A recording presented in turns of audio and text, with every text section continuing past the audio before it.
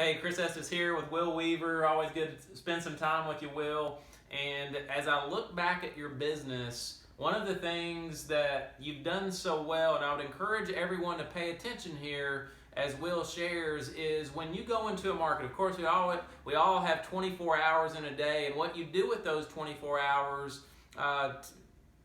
will greatly affect how successful your business is. And so business doesn't build in a day, it builds daily over time. But one of the things that you've done, Will, is when you go into a market, you know you're going to be in a market doing a presentation, doing an event. If you're just getting started, maybe you're traveling 40 minutes to do a home event. Maybe you're in a leadership position and you're traveling several hours to do a hotel event. One of the things you've always done, though, is you go early and you stay late, meaning you do drop-ins, drop-bys, drive-throughs. You capitalize on your travel time to that location, and you meet as many people as you can to share the information, to share the story, and to cast vision. Share some tips for the Zija Nation on, what can they do as they travel into these markets to just, instead of just going into the home or just going into the hotel meeting place, what can they do before or after those events? Chris, that's a great question. Again, you've led the way. I remember back, one of the things that I remember is you talked about, I may look like I'm wearing a tuxedo, nicely dressed on stage, but really getting there, I had holes in my pockets and my knees. I was scruffy, and just thinking about the work and the work ethic that you had climbing to the top. I mean, that fired me up. And there's times where I sit around and I say, am I doing enough? Am I doing everything I can? Because I choose to control my own destiny, my own future. So if someone's not going to put me in front of people or not going to take initiative, then I'm finding out if they're serious or not. Because I'm saying, hey, hop in the car, let's go see your people. I think that's very important because not everyone really has a chance to set up sit-downs, or they have a chance, but they don't normally do so. So I say, let's pick 10 or 15 people in the area that you're recruiting that have influence, that are game changers, and let's just stop in, let's introduce myself, and by saying, this is one of my big leaders that's visiting today. He was very excited to come by and shake your hand, meet you, and it's one of those real 1 minute, 2 minutes where I shake their hand, say, I've heard so much about you, I can't wait to sit down with you. I know right now you're working, you're busy, but I had to come see you because I kept hearing about you. So that's very important to be able to do that. And there's so many times by dropping in on people that we can push them to a meeting that night, because now they almost feel obligated to come because they've met you, they know what's going on. And it also helps the person in that market for people that they've been recruiting to see that it's real.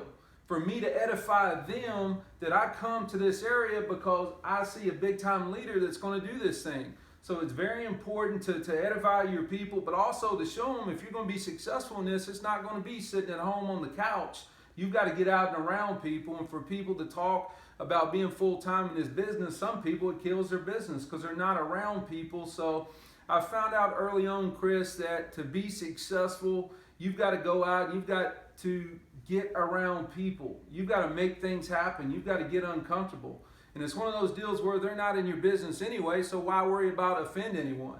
And I kind of took that approach, Chris, and it's worked well so far. But we talk about picking people to work with. I think sometimes picking your starting five, just like basketball. We're wearing our Kentucky gear right now. We're going to be watching them a couple times play this year. But picking your starting five and finding out if that's the right starter.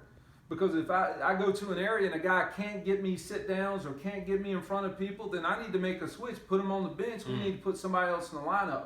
So by putting pressure on people, you find out what they're made of. I remember the very first event that I had done for me. D. Hutchins drove 2.5 hours to do a home meeting, and I had 12 or 13 that confirmed. And I remember 4 showed up, and I was so embarrassed that I had a leader drive 2.5 hours. We did the meeting, and I asked him, I said, if you will please stay for a second meeting today, I promise you this room would be full. So I remember we went down to a little restaurant. D went over and ate, and I went over in the corner and got on the phone. And I told people, I said, I don't care if you ever do this or not. I don't care. You made me a promise, and my promise got one of our top leaders in the company here I need you to be here, period. Okay, at 2 o'clock, we're having another meeting. I need you to be here. I'm going to show him the respect by having people here. So we had 10 people at the second meeting that day, Chris, and just taking that mindset that it could have been very easy to say, you know what, today didn't work out, we had a rain out. No, absolutely not. If you're going to be successful in this, you got to go above and beyond, and you got to make it happen.